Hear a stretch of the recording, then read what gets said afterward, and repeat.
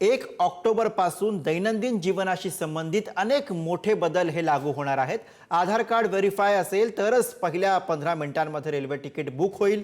1 October पासून LPG सिलेंडरच्या दरामध्ये बदल होणार आहेत। UPI वापरून नातेवाईक आणि मित्रांकडून थेट पैसे मागता येणार नाहीत। UPI वापरून 5 लाख रुपयांपर्यंत व्यवहार करता येणार आहेत।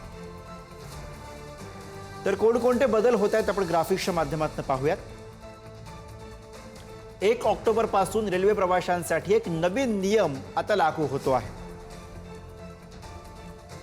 आधार कार्ड व्हेरीफाय असेल तरच रिझर्वेशनच्या 15 मिनिटांआधी तिकीट बुक करता येईल।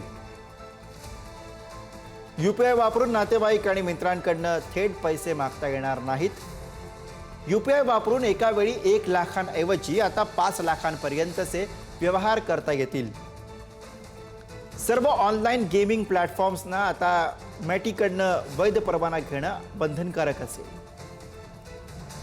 18 वर्षांखालील मुलं ऑनलाईन रिअल मनी गेमिंगमध्ये सहभागी होऊ शकणार नाहीत।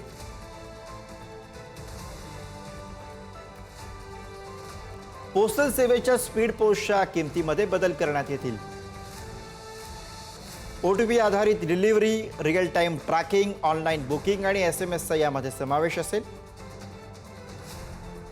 तेल कंपन्या LPG आणि व्यावसायिक सिलेंडरच्या किमती बदलणार आहेत। विद्यार्थ्यांना स्पीड पोस्टवरती 10% सूट दिली जाईल। तेल कंपन्या LPG आणि व्यावसायिक सिलेंडरच्या किमतीमध्ये बदल करतील।